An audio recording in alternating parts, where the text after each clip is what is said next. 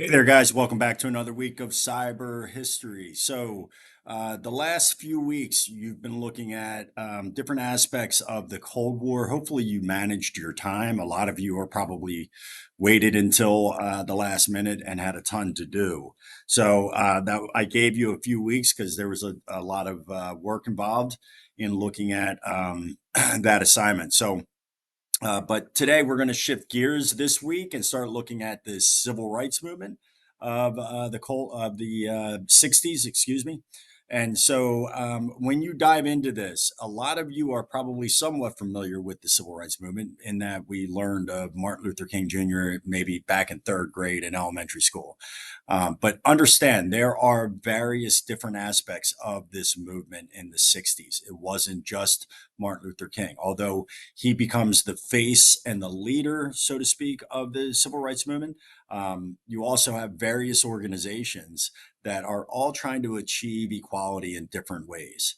So you're going to look at things like CORE, the Congress of Racial Equality, with the Freedom Rides. You're going to see SNCC, the Student Nonviolent Coordinating Committee, which was put together really for sit-ins, and then also it translated to voter registration.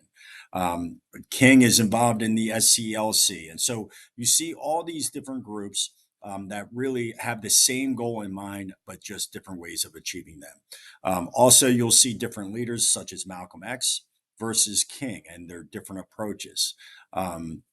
As well as the Black Power movement. So with the Black Panthers. So there are a lot of different aspects and a lot of different moving parts when we look at the civil rights movement. But in the end, just understand that they're all trying to achieve equality.